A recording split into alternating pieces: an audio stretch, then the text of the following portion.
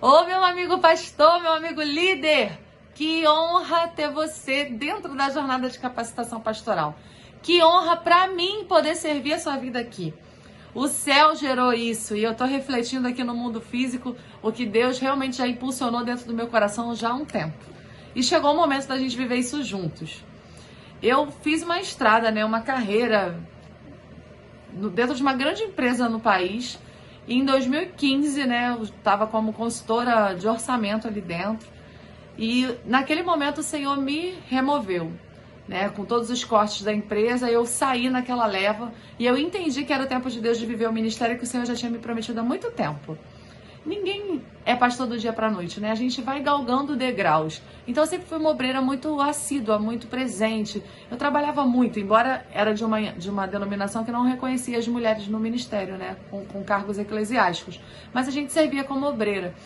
E aí eu servindo a vida inteira, servindo os meus pastores, auxiliando, dando suporte. Um dia o ministério pastoral chegou. Pode ser muito semelhante à história que você viveu, A gente vai crescendo até que a comunidade reconhece ali é um pastor, aquele ali é um pastor. E aí te ordena para realmente exercer aquele chamado, aquele ministério. E aí o que aconteceu? Quando eu saí em 2015 de lá, eu realmente abri mão da minha carreira. Eu não procurei outra coisa na área, eu não me recoloquei. Eu falei, esse é o momento de eu viver o ministério. De 2015 para cá, eu trabalhei intensivamente pastores, equipes de liderança de igreja, corpo de obreiros. Eu dediquei os meus últimos 5 anos nessa direção. E eu comecei a ver o quanto os pastores estavam sangrando. Quando eu saí de lá e aí passaram alguns meses, eu engravidei. E o Ministério Pastoral chegou junto com a bebê, Nós com muitos anos de casados, eu e meu marido, Deus trouxe a bebê e trouxe o Ministério Pastoral ao mesmo tempo. Então a gente se viu com uma mudança na vida muito gigantesca. E a gente entra no ministério com um coração tão motivado, com aquele desafio, aquela expectativa. Parece que de alguma forma essa euforia do início vai se dissolvendo. E à medida que você vai caminhando, o coração às vezes se desalinha de como você começou. Por isso eu falo o tempo inteiro, alinha a motivação do seu coração. Você tem que todo dia olhar para o coração e entender a motivação. Por que eu exerço o ministério? Então às vezes a gente conversa com um pastor que fala, eu exerço porque eu não tenho outra opção. Por mim eu já tinha saído há muito tempo. Mas como eu não tenho outra forma de sustentar minha família, porque eu vivi para o ministério a vida inteira, eu preciso ficar aqui. Então a motivação do coração já se perdeu. Era o momento de mudar então. Porque não tá mais com a motivação certa. Então a gente tem que consultar essa motivação o tempo todo. E aí foi ficando pesado. Gente, eu sempre amei muito a Deus. Você deve se identificar com isso. A gente cuida com prazer, a gente cuida mesmo. Aí chega o ministério e você começa a se ver doido, maluco. Eu me vi doida. Eu falei, peraí, que hora que o pastor lê a Bíblia pra ele? Que hora que o pastor tira um tempo de oração pra ele? Porque se o tempo inteiro eu tenho que orar por alguém, levar uma palavra pra alguém, pregar pra alguém, que hora que eu leio a Bíblia pra mim? E aí nos atendimentos de coaching ministerial, eu comecei a bater nessa questão com os pastores. Como é que é a sua vida devocional? Como é que está seu tempo com Deus? E a realidade brasileira é uma realidade triste nessa área aí. Se a liderança não tem uma qualidade de tempo a sós com Deus, de tempo no secreto, que dirá o rebanho? Que esperança a gente tem para a nossa igreja? Para a igreja brasileira, para a Assembleia dos Santos, para a igreja universal. Pensa, João 15:4, olha o que fala. Permaneçam em mim e eu permanecerei em vocês. Como o ramo não pode produzir fruto de si mesmo, se não permanecer na videira, assim vocês não podem dar fruto se não permanecerem em mim. Eu sou a videira, vocês são os ramos. Quem permanece em mim e eu nele, esse dá muito fruto, porque sem mim, nada vocês podem fazer. Em outra tradução, vocês não podem fazer nada. Sem mim, não tem possibilidade de você fazer coisa alguma. Gente, tudo que está escrito aqui é verdade espiritual. De alguma forma, a gente fica meio teórico. Lê as coisas como se fosse algo muito bonito e não consegue aplicar na vida. Tá escrito aqui que eu sou um ramo, ligado numa videira. E eu não frutifico de mim. Pega um galinho sozinho lá e bota ele para fazer alguma coisa. Eu só frutifico dentro de uma videira, ligado a uma videira. Agora a gente começou a fazer coisas para Deus sem Deus. A gente de alguma forma começou a corresponder a essa demanda. Muitos pastores com necessidade de ser reconhecido, de ser aceito, de ser amado, das pessoas olharem para ele e dizerem, nossa, meu pastor é extraordinário. E aí vai fazendo coisas e coisas e coisas e coisas para cada vez ser mais amado. E desculpa, você não vai corresponder às expectativas das pessoas. É impossível. De alguma forma você pode ser o mais bonzinho de todos, você pode ser o mais presente de todos. as pessoas sempre vão exigir de você além, nunca vai ser suficiente. Esse estereótipo, essa imagem, esse rótulo que criaram, não existe. As demandas infinitas do ministério, ninguém é capaz de dar conta disso aí, não. E aí a gente começa a fazer um monte de coisa que Deus não pediu pra gente fazer. A gente inventa coisas pra fazer pra Deus, dizendo, né, que não, eu estou servindo a Deus. Não estamos. E aí você precisa realmente entender, será que pastorear tá me afastando de Deus? Porque se tá, eu estendo a mão e digo, espera, peraí, calma. Eu vou ter o meu devocional. Não é incomum. Pelo contrário, é muito comum pastor pegar a Bíblia só para preparar o sermão. Você que tá aí do ladinho dessa câmera me olhando aí, você pode ter várias vezes se visto nessa situação. Meu Deus, chegou domingo, eu nem preparei nada. Senhor, me dá alguma coisa. Você tá sempre buscando ali. A maioria dos pastores está vivendo essa realidade. Pega na Bíblia para preparar a aula. Pega na Bíblia para preparar o sermão. A gente precisa voltar para o secreto. Pastorear não pode afastar a gente de Deus. Não pode. Eu sou um ramo. Sem ele eu não posso fazer nada. E aí quando eu tento fazer, eu me enveredo numa rotina de destruição. A minha língua vai pra fora, o esgotamento. Sabe o que começou a acontecer? Eu comecei a pegar pânico das pessoas. Eu, que amo tanto a Jesus, que amo tanto as pessoas, que a vida inteira tive prazer em cuidar das pessoas, eu cheguei a pensar na minha vida que eu não precisava ter filhos. Eu fui mãe aos 30 anos, né? Nós geramos aos 30 anos, meu marido e eu. E eu casei aos 17 anos. Olha quanto tempo nós esperamos para ter um bebê. Eu imaginava que eu não precisava ter filhos, porque eu cuidava de tantos adolescentes, tantos jovens. Eu falava, eu não preciso ter filhos, porque eu tenho filhos espirituais. Eu tenho muitos filhos espirituais. Para você ver o quanto eu me comprometi, me engajei e vivi a vida inteira pro outro. E aí chega uma hora que você fala, peraí, quando bate alguém no portão, quando alguém pede uma visita, uma oração, eu tremia, eu comecei a pegar pânico. A síndrome do pânico, ela reage realmente dessa forma, é assim que se manifesta. Quando você olha, você tá com pavor de fazer uma coisa que você amava. E aí eu me escondia, eu dizia, diz que eu não tô. E quando eu precisava ir pra igreja domingo, que eu tava destruída por dentro. E aí você chega lá e você não pode dizer que você tá assim. E aí você tem que sorrir. E aí as pessoas olham pra você, pastora! E querem um abraço, e querem um aconselhamento, e querem um sorriso, e querem uma palavra de encorajamento.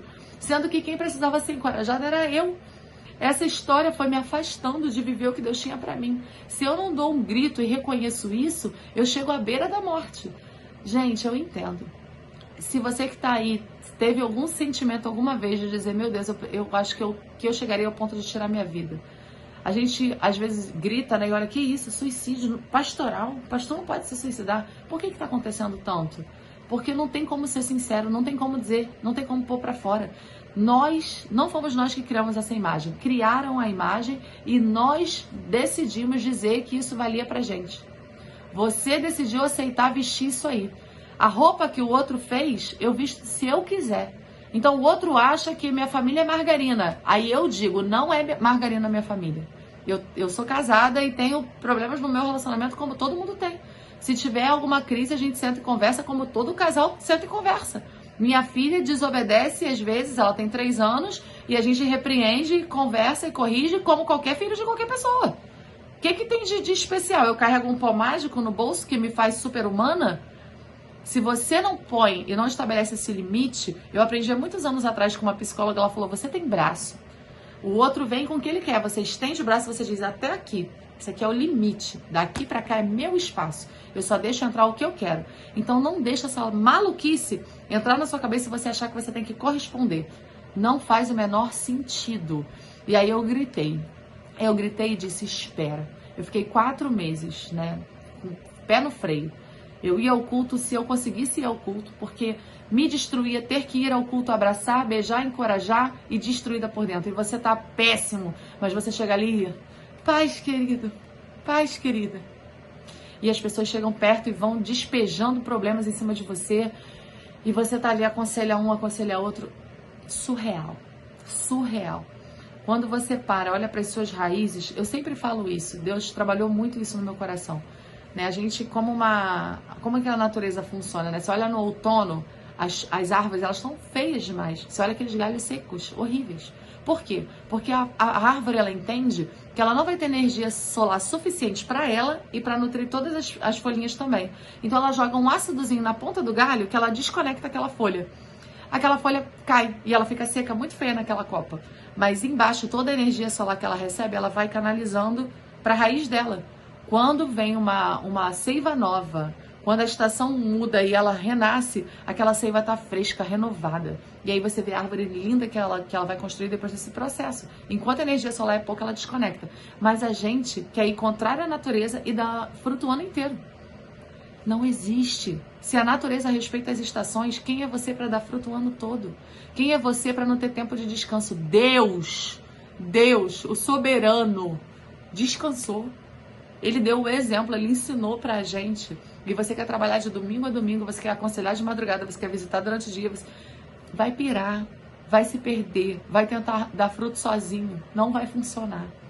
E eu vou te falar uma coisa, vários princípios são quebrados nisso aí. E você não pode inverter a ordem dos princípios, senão é fracasso. Deus me revelou isso aí. E eu vou te dizer isso na segunda aula, foi uma revelação de Deus nesse processo que eu passei. Ele me deu um princípio que na segunda aula eu vou compartilhar com você. Em nome de Jesus, que pastorear não te afaste dele. E se você tiver que dar um grito, dê um grito. Mas não abra mão do seu tempo com Deus. Não abra mão de sentar lá no secreto e ficar ali, quietinho. A gente come todo dia, até sem vontade. Ah, não tô com muita vontade de comer hoje não. Não tô nem com fome, mas na hora do almoço eu vou almoçar. Se o meu corpo, eu alimento várias vezes por dia, o meu espírito sente a mesma fome que o meu corpo sente. A diferença é que não tem estômago para roncar. E aí eu faço como um tanque de combustível. Eu encho a bombona domingo à noite, saio daquele culto maravilhoso. E aí eu vou rodar a semana inteira até eu botar de novo o combustível. Nossa vida espiritual não pode funcionar assim. Não tem como. O espírito sente fome. E ele só tem uma forma de ser alimentado, se conectando ao Criador dele. Essa é a fonte. Então senta lá sem vontade mesmo. E seja franco com Deus, seja honesto. Fale, Pai, eu não tenho vontade nenhuma de orar mais. Eu não tenho vontade de ficar sentado aqui. Eu não tenho vontade mesmo. Me ajuda. Essa semana eu estava muito corrida para lá e para cá. E quando eu sentei, eu falei, Deus, eu não abro mão desse tempo nunca mais na minha vida. Alguém vai esperar. Se eu não tive um tempo de saúde espiritual dentro de mim, eu falo, pode ser amanhã de manhã? Porque hoje eu preciso fazer uma coisa muito importante. Sabe? A gente começa a se policiar e dizer, peraí, eu sou um ramo, eu tenho que estar ligado na videira, senão eu não consigo, não sobrevivo. É surreal isso aí, vou ficar maluco. E aí eu sentei e falei, Deus, eu tô tão agitada. Papai, eu tô agitadíssima. Como que eu entro na sua presença agitada assim? A presença dele, né, o lugar, é um lugar, ele é um lugar. Quando eu estou nele, eu tô nele. Como é que você fica inquieto, agitado? E eu pegando o notebook, falei, a minha vontade é sentar e produzir alguma coisa, porque eu tenho que fazer isso, aquilo, relatório para entregar para empresa, não sei o quê. Eu trabalho com consultoria para empresas. E eu falei, Senhor, eu tô agitada. Como é que eu vou ter paz para sentar aqui e deitar no seu colinho e ouvir os segredos do teu coração?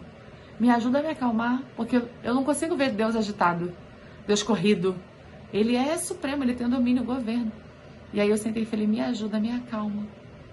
Quando eu falei isso, parece que um bálsamo foi derramado sobre mim. Eu comecei a chorar e falar, Senhor, muito obrigada. E ali meu espírito se acalmou, minha alma se acalmou.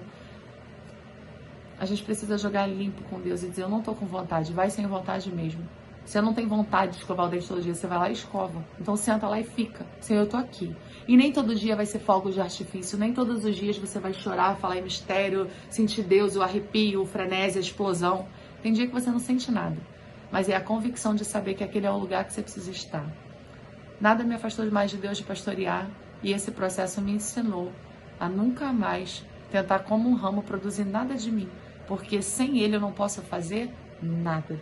E aí você vai fazer muito menos e você vai ter muito mais resultados. Te espero na aula 2, onde eu vou te mostrar, vou compartilhar com você uma revelação que Deus me deu dos princípios que não podem ser quebrados para você ser bem-sucedido na sua vida, tendo uma vida plena e abundante e no seu ministério.